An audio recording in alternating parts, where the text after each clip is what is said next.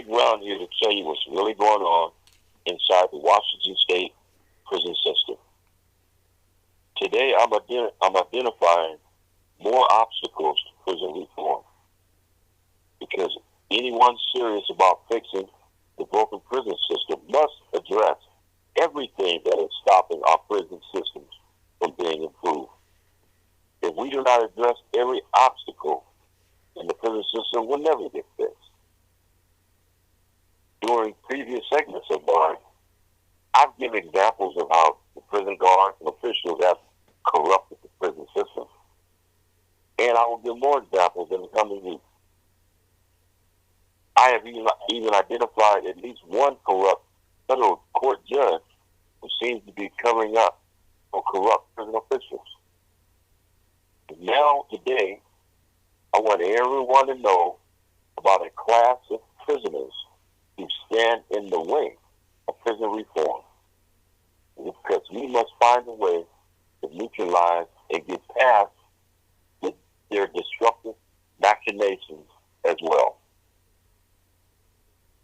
This class of Washington State prisoners rejected the establishment of NAACP groups in every prison across the state of Washington. Prison reform would have been well on its way had they simply allowed the NAACP to establish prisoner-run NAACP groups within the prisons. Another example is where recently I explained that Washington State is stealing millions and millions of dollars each year from the prisoners and their families. But in that presentation, I did not mention, but I'm revealing to all of you today, that I had persuaded the ACLU to pursue a class action lawsuit to stop this. This class of undermining prisoners stopped the ACLU as well.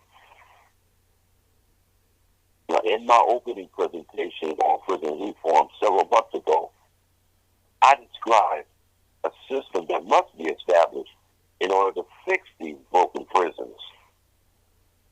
This topic is a reflection back upon myself. As one might ask, why haven't I implemented these things on my own? The answer to that question is, in the same way they rejected the NAACP and rejected the ACLU, these prisoners have undermined and rejected my efforts to establish this system that is necessary to bring about prison reform. One reason why it's important to talk about this today is that some people come into the prison looking to help make things better, and they are met by this class of disruptive prisoners. They get distracted, misled, used, abused, thwarted, and frustrated. If they continue coming to group meetings, then they remain closely guarded and brainwashed by this undermining class. And look, during the 1990s, some of the best, most dedicated, lifelong outside supporters were dismissed, completely dismissed by the influx of new undermining class of prisoners seeking to implement their own selfish agendas. We cannot have prison reform in Washington State without addressing prisoners who stand in the way. For this reason, I'm addressing it today. Now, I'm not about to put down anybody's neighborhood or any city or state, but I will tell you, you have 1 minute left.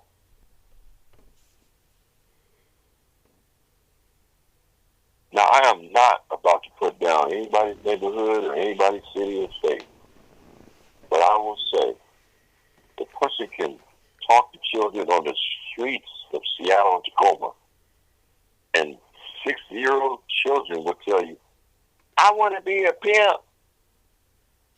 The famous book author, Donald Goins, Iceberg Slim, and others, they even talk about this. You know, of course, the people who live in Seattle and Tacoma, they already know that their culture has historically produced the dominant class of African American males whose highest goals and aspirations in life seem to be to just find a woman, take care of them. And if necessary, they'll spend their entire lives searching for a woman to take care of them.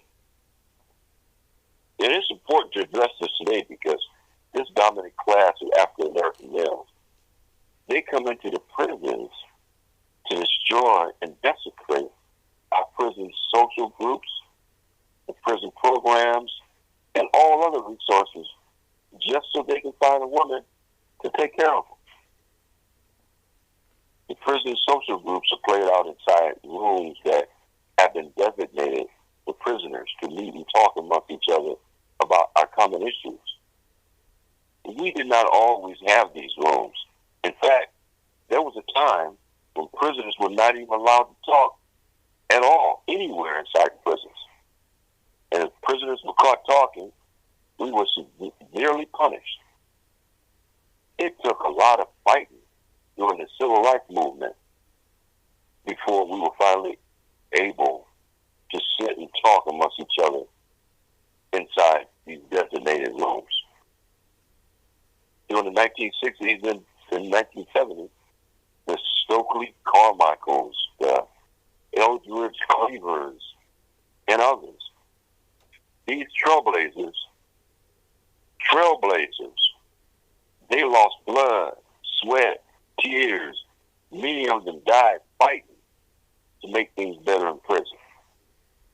They died and lost blood, and I mean literally died and lost blood fighting for the right to have people, their families, their friends, their loved ones, college students, news media, and everybody to come and see what is going on behind prison walls. And thanks to these trailblazers, groups of 20, 30, 40 college students were finally allowed to come into the prison and see about us inside the Washington State prison system. Meanwhile, these guys looking for a woman to take care of them, they have abused and desecrated our prison groups, prison programs, and prison resources by turning them into what is now referred to as the dating game. Now, using prison groups, programs, and resources to find a woman to take care of them has become more important than making things better in the prisons. These dating games have completely derailed efforts towards bringing about prison reform. This dominant class, African American males looking for a woman to take care of them, now views anyone pursuing prison reform as the enemy. That's because anyone who is truly pursuing prison reform appears to them to stand a better chance at winning a date with the instant contestant, the female guest and sponsor present during any group meeting or function. Many of them try to suppress and even impersonate the reformer. A group of college students used to come into the prison every Saturday morning looking for talented prisoners who needed help and had good ideas. All we had to do was sign up on a waiting list and wait for a meeting slot to open. Seattle gang member Gerald Hankerson, better known as 9-0. He was president of the prison group called the Black Prisoners Caucus, the BPC. As president, he had control over the waiting list. Every time my name came to the top of the list, my name was taken off without anybody telling me. Even though this college student program lasted for a long, long time, I never once got to meet with any of these college students. But not on his fellow gang members, they got whatever help they needed. One day, I went to a group meeting called the Writers Club. Man, Nino walked in and saw me and went straight to the group sponsor. And my Indian partner, Modoc, overheard Nino telling the group sponsor that I'm a rapist. Modoc went off. After the meeting, he was in the office arguing with Nino and waved me off, telling me to meet him on the prison yard tomorrow. So the next day when I went to the yard, Modoc said he needed to tell me something, but he would not tell me unless I agreed to let him handle it. Man, that did not sound good. I resisted it first, and we argued. We argued about it for a whole hour, but Modoc wasn't budging. After an hour of arguing with him about this, I knew I would have to agree to let him handle it if he was ever going to tell me. So I agreed, and he told me about 9-0 telling the sponsor that I'm a rapist. Now, around that time, somebody told 9-0 that I have a murder, and no one has ever accused me of raping anyone in my entire life. 9-0 was told the last thing in the world he wanted to do, go around calling a convicted murderer or rapist. 9-0 was scared to death. He apologized and transferred to another prison. 9-0 is a slick-talking gang member who destroyed the BPC while making people think he was doing good. It took 6 years for me to find out he had turned all female BPC sponsors against me by whispering in their ears saying I'm a rapist. During that time, I had noticed the female BPC sponsors seemed to have a strange attitude towards me. I had no idea why, and I didn't care. I gave them attitude back, literally. They couldn't come near me without me turning my back to them. Finally, after 6 years of this, one sponsor named Leah Zengage looked into it, found out 9-0 was lying, apologized to me, and told me the lie that 9-0 had been telling the BPC sponsors about me for 6 years. The last time I saw 9-0 was in a group meeting of about 60 prisoners with BPC sponsor Mary Flowers as group facilitator. I put the issue on the floor because I wanted to blast him about this in front of her and everybody in the room.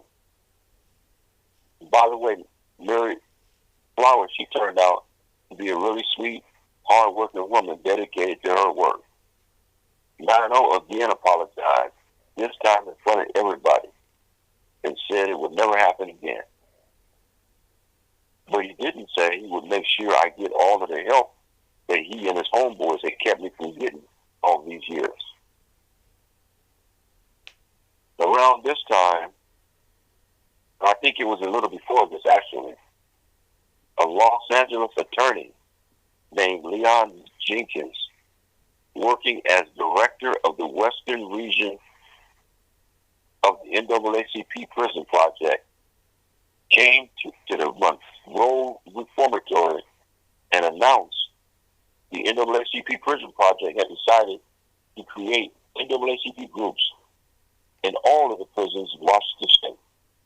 He wanted to start an NAACP group at Monroe first, then go start one at the women's prison, then start one at the Washington State Penitentiary, and continue going until all major prisons in Washington State had NAACP groups. Jenkins offered to pay out of his pocket, his own pocket, the membership fees for 100 prisoners to start the NAACP prison group at Monroe. The minimum was 50. All he asked for was a list of 100 names, and he would get all the paperwork done. S90 told Mr. Jenkins that we don't need an NAACP group because we already had a black group, the DPC, the Dayton Gang.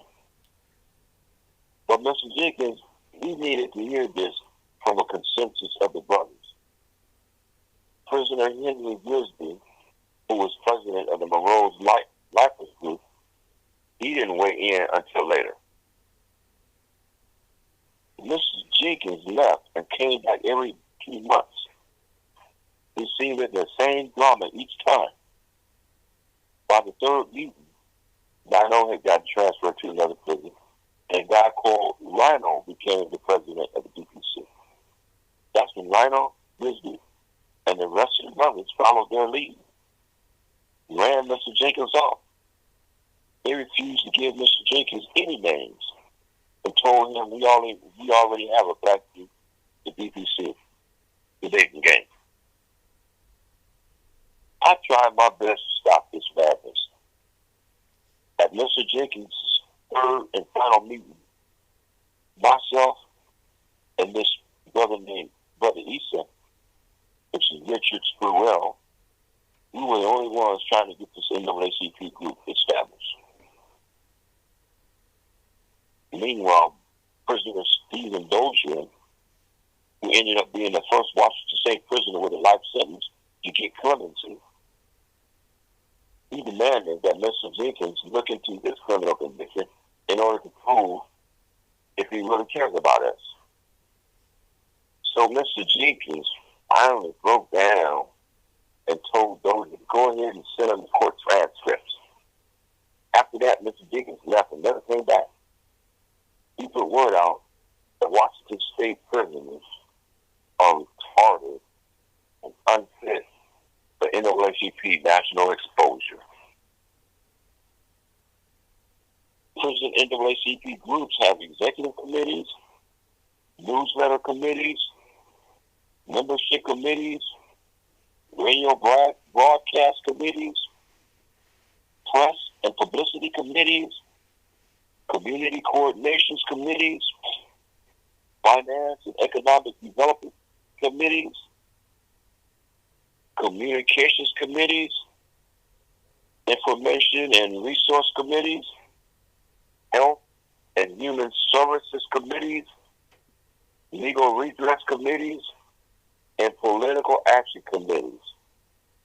These committees get national exposure.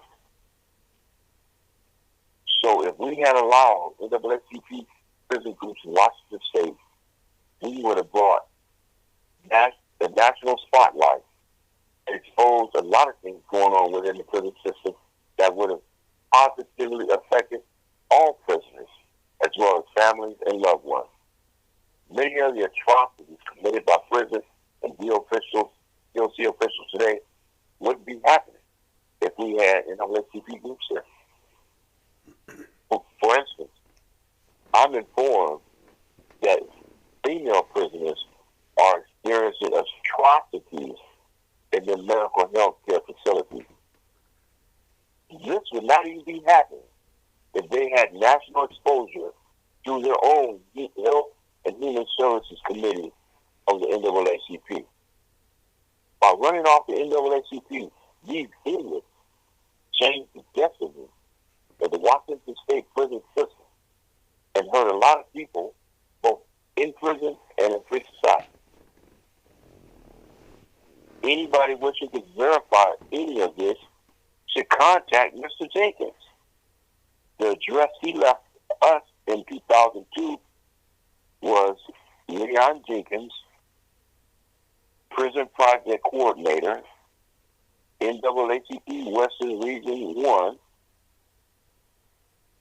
4929 Wilshire Boulevard, Suite 360, Los Angeles, California, 90010-3859.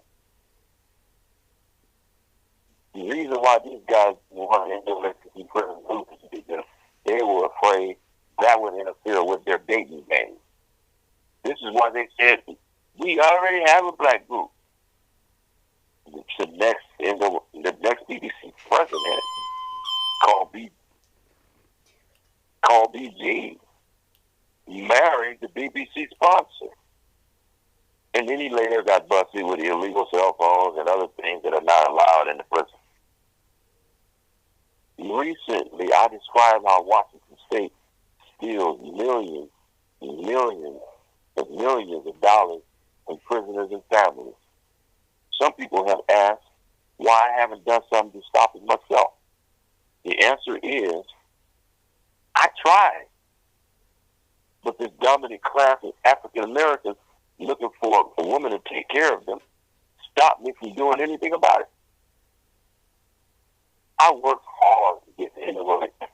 I worked hard to get the ACLU involved in this. And the ACLU finally agreed. The first step was to get at least 50 prisoners who wanted to pursue a class action lawsuit about this. So this gang member named Tank went around You have 1 minute left. Went around telling his little homie not to support what I was doing because, according to him, I was the only one who would get paid money in the class action lawsuit. His homies came and told me this shortly after this guy Tank left. Now, most people who have heard about class action lawsuits, they know that if anybody gets paid money, then everybody gets paid money. So this Tank dude, otherwise known as Keefaroo, he lied to his little homie. I'll get back to that later. Even if everybody wouldn't get paid money, that shit Tank was talking about is absolutely insane.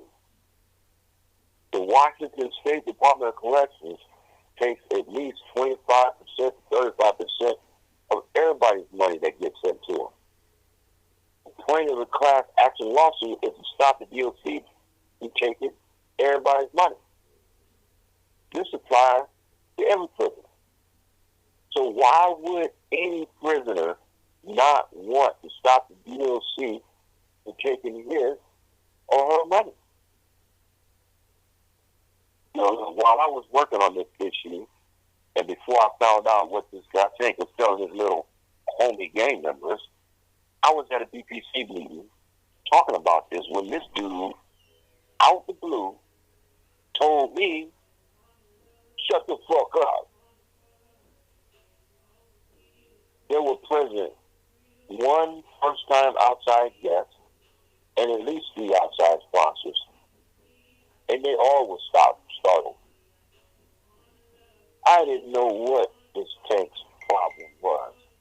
I left the Tank and told him, you shut the fuck up, nigga. Everybody thought we was going to fight. I thought we was going to fight. But nothing else was said and nothing else happened. I was looking for Tank the next day, find out what his problem was. Then I heard he had been put into solitary confinement and transferred to Coyote Ridge Correction Center for making unwanted sexual advances at a BPC sponsor who had attended that meeting. So, okay. Now I see. Tank was trying to impress, trying to look good for the sponsor, and he couldn't look good with me in the room talking. Maybe I said something and she smiled about what I said, and that's when he went off. I'm serious. Listen, I couldn't make this shit up. This guy wanted me to set up so he could win a date with the sponsor. And she wrote his ass up and have him transferred. But listen, there's yet another dynamic to this episode. Because, it has sort of been my job to identify all elements that stand in the way of prison reform. I have recognized that a huge, major factor is that of an extremely negative impact that gang members have exacted upon every prisoner in every aspect of prison life. The entire corrective system has been redesigned in order to deal with this extreme negative impact. The obvious cause is the gang leaders, the big homies, too often lie, mislead, manipulate, use, and abuse their little homies for their own selfish reasons.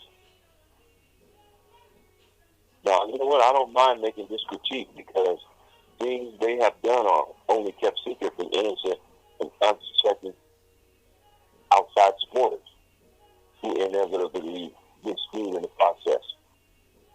Because there may be outsiders who wish to be contestants on this prison group dating game. To each your own. Just don't let that stuff stand in the way of prison reform.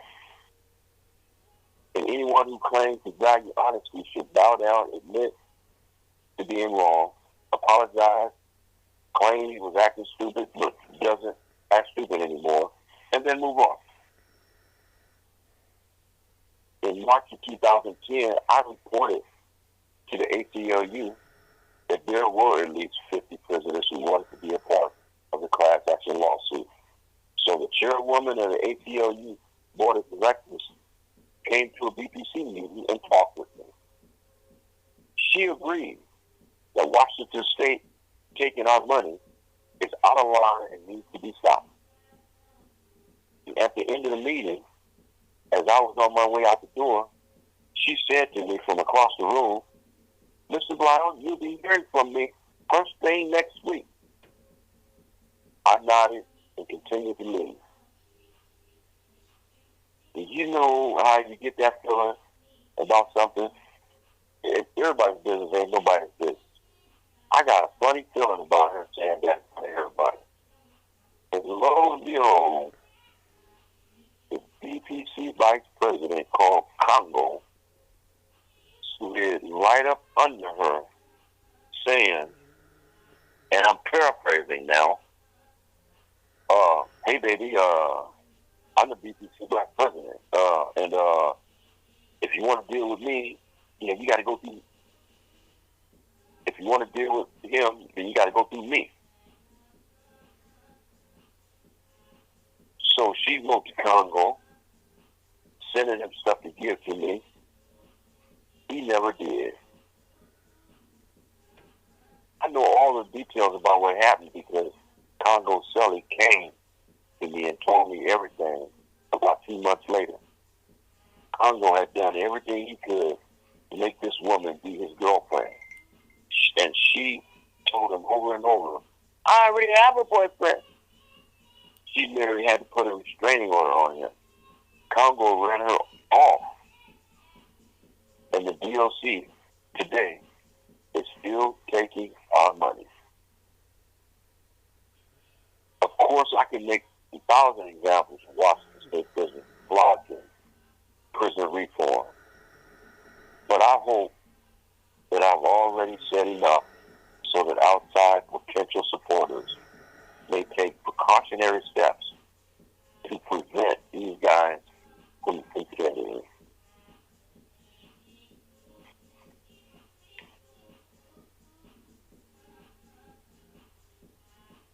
That's it, Joel.